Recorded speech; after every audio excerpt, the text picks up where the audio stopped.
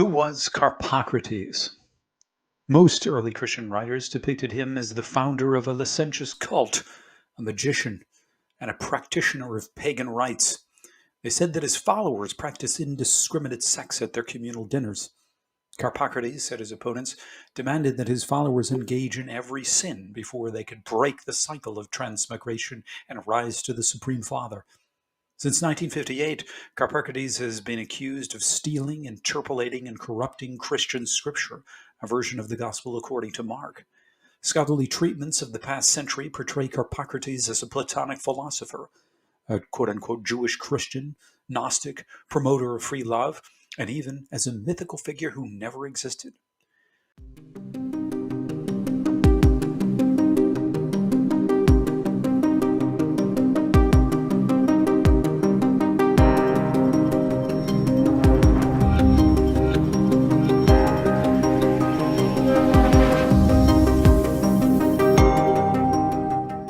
Despite Carpocrates' mythicism, Carpocrates was a real person of the past, a Christian theologian, and a pioneer of melding biblical exegesis with philosophical lore. He and his followers were apparently not ascetic, but neither were they libertine. Although Carpocrates would probably have denied practicing quote-unquote magic, a crime under Roman law, he and his followers may well have embraced miracles, divinatory practices, and the invoking of lower angelic powers. Our best access to Carpocratian Christianity is not through the reports of those who attacked it, but through the only surviving fragment of an actual Carpocratian, Carpocrates' son Epiphanes. Epiphanes was only 17 when he died, and his father honored his dead son as a god, a divine soul who alighted briefly into a human body to benefit humanity. Epiphanes was writing philosophical treatises in his mid-teens, and a fragment of one of them on justice survives. In this treatise, Epiphanes presents the first robust theory of Christian communism based on divine law. He prefers Plato to Moses in arguing that Christian males should not own property, including their wives. It is humans who introduce laws and regulations which destroy the divine law of absolute equality between men and women, people and animals. The Carpocratian understanding of a just, pure, and passionless Jesus, combined with their striving to imitate him, contradicts rumors of their licentious practices. For these practices, heresy writers seem to have had no evidence apart from rumors that were more often spoken against all Christians, for instance, group orgies under cover of darkness.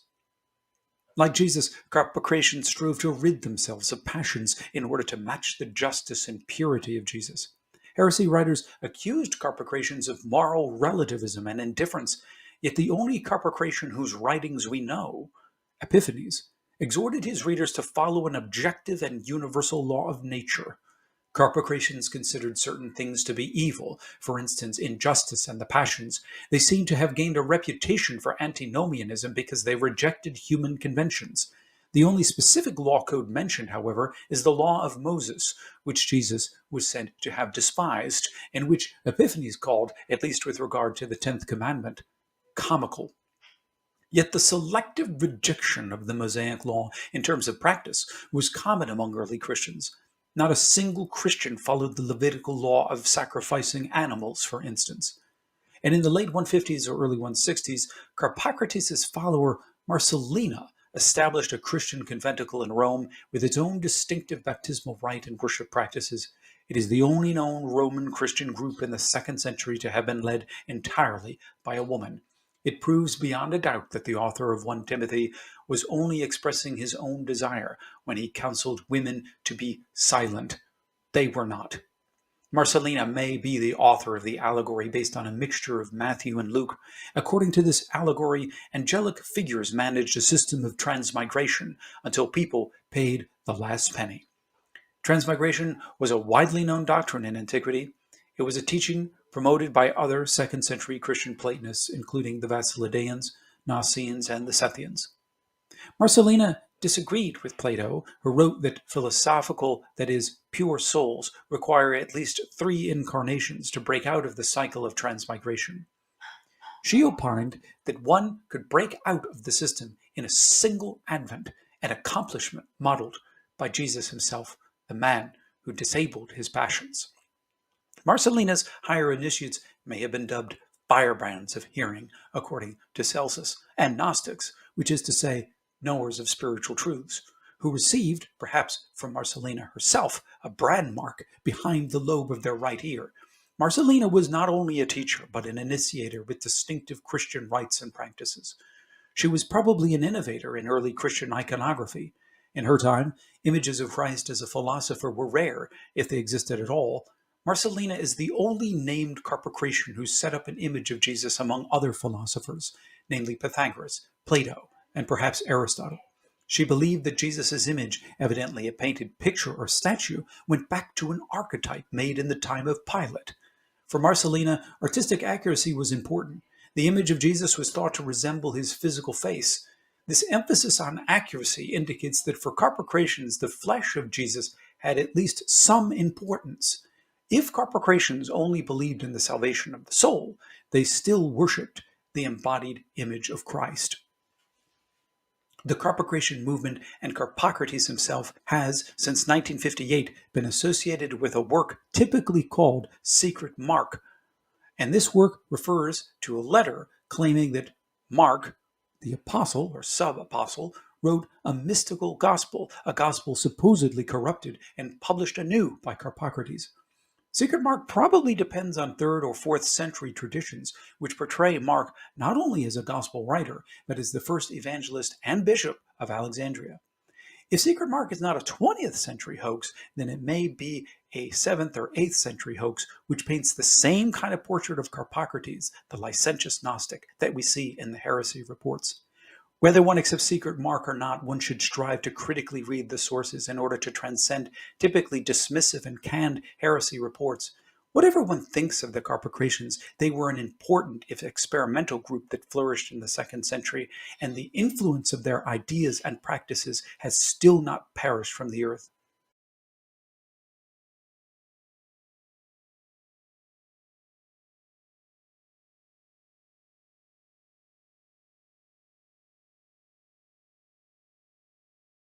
In what follows, I'd like to review the excellent article published by Michael Pope and Grant Adamson, The Strange Significance of the Name Carpocrates in Early Christian Polemic, published in the Journal of Biblical Literature 142 in 2023. I highly recommend this article. It is meticulous and well argued. It took incredible work for these scholars, whom I'll refer to as the authors, to produce this philological masterpiece. In the end, however, the results are mostly speculative and, to my mind, unconvincing.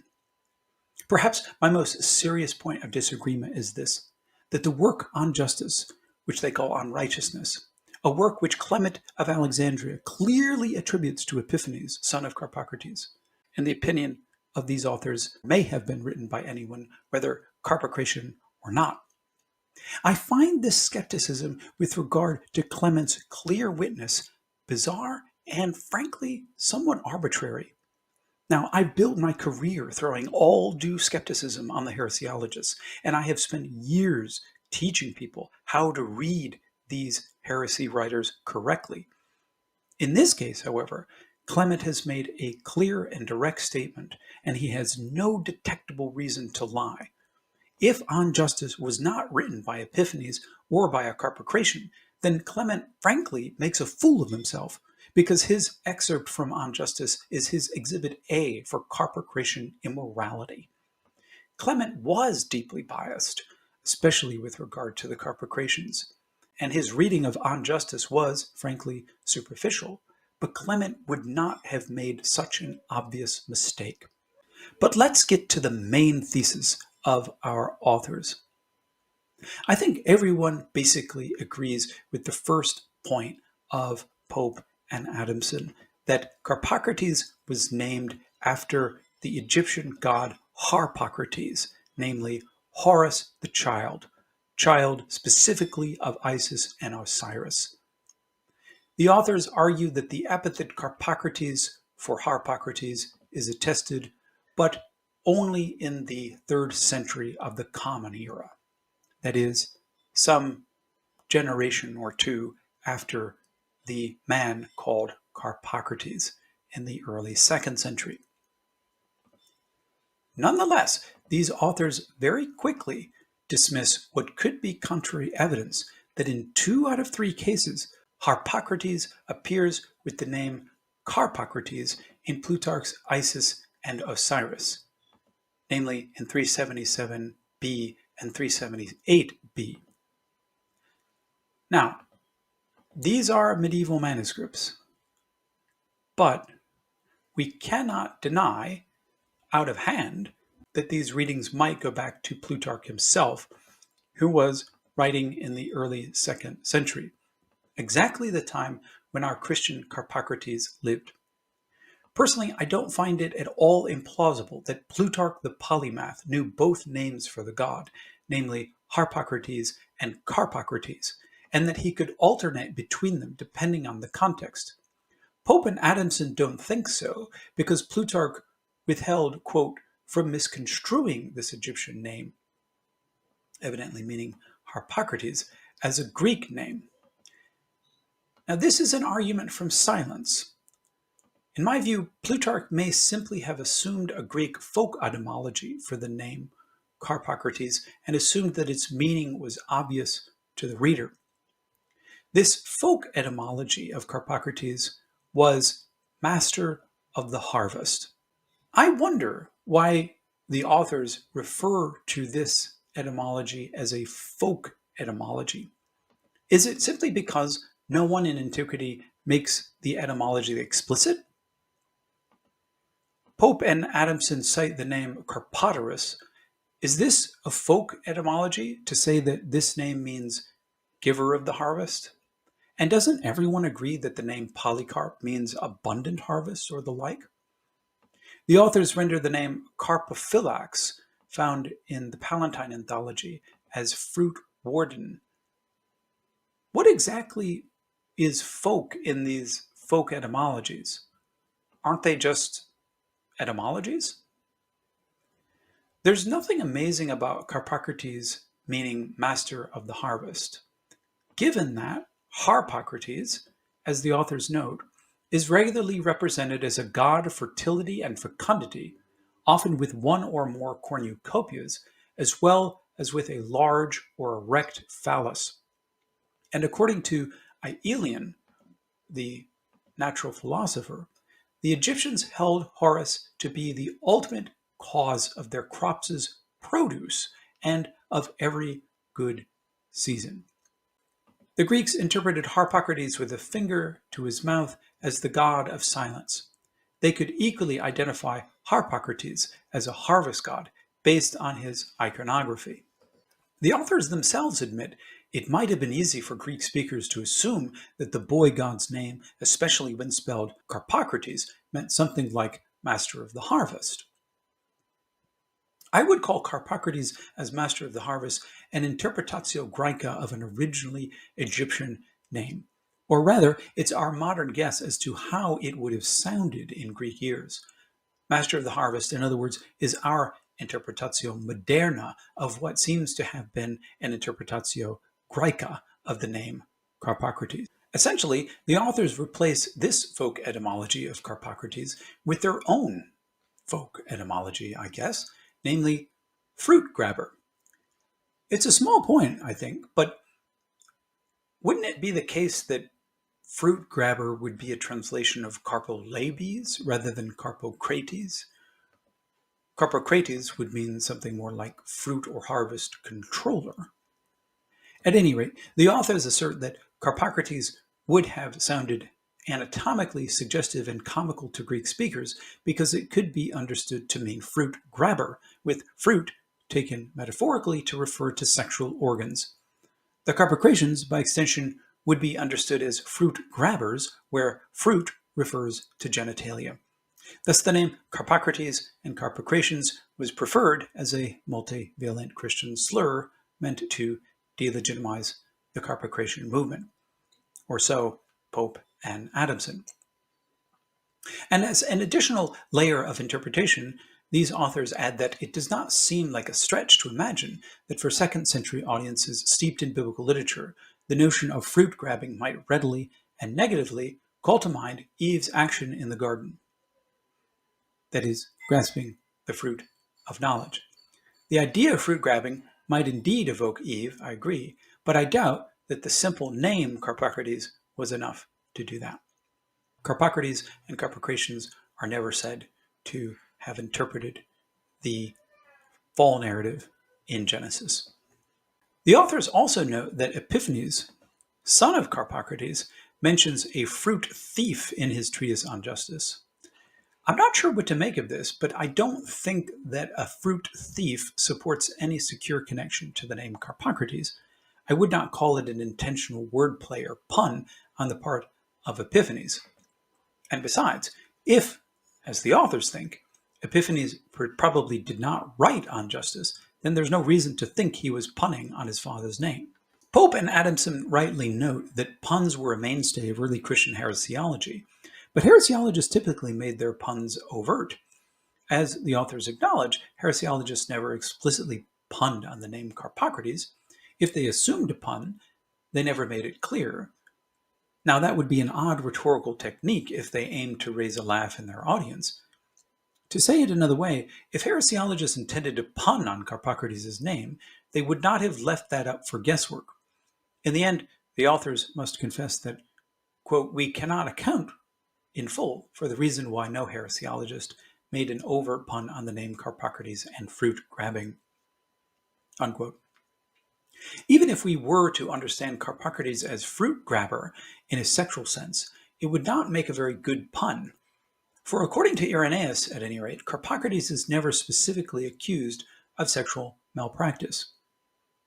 Clement says that he had a wife, Alexandria, and he was apparently faithful to her. He is never said to have had inordinate lust. Irenaeus accuses the Carpocratians of practicing unlawful and unspeakable things, to be sure, but interestingly, he never says that these things included anything sexual. Sexual practice might well be implied, but Irenaeus only explicitly mentions magical practice in the immediate context. And Irenaeus explicitly says that Jesus, according to Carpocrates, disabled his passions, apparently including his sexual passions, and that Carpocratians imitated his powers, claiming to be equal to Jesus and even better than him. Apart from a passing reference to Carpocratians and Hegesippus, Irenaeus is our earliest witness to the Carpocratian movement. For Irenaeus, at least, the Carpocratians would not have been fruit grabbers in a sexual sense. Pope and Adamson make use of another argument from silence. The name Carpocrates is rare and even unheard of outside of heresiology, but we're not talking about the rarity of a name, of course, but of its attestation. Now, if the attestation of this name were complete, that is, if everyone named Carpocrates in antiquity had their name preserved in stone or papyrus, it would indeed be odd to find only one guy named Carpocrates in antiquity. But since 90% or more of the historical record has been destroyed, it is in fact not surprising if a particular name lies unattested. The authors note, at any rate, that there is a woman either named Carpocratiina or Carpocratipi, attested in a papyrus dated to 201 of the Common Era. I find it hard to believe that a woman would be named after the god if a male counterpart of the name did not also exist about the same time. Given that this woman was alive about 200, her life overlaps with the Carpocratian movement in the late 2nd century. Thus, although we don't have direct evidence for Greek-speaking parents naming their sons Carpocrates, we have no strong reason to deny that at least one set of parents did so. In agreement with the authors, I think it's perfectly plausible that our Christian Carpocrates was also known as Harpocrates, and that his group was also called Harpocratians, and we know that from Celsus.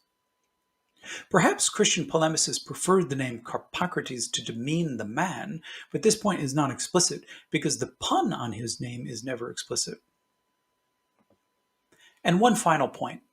If the heresy hunters had preferred the Egyptian spelling of Carpocrates' name, namely Harpocrates, they could have more easily exploited the Egyptian association of Carpocrates and his group in order to discredit them as foreign or alien. Apparently, they preferred the name Carpocrates and Carpocratians instead.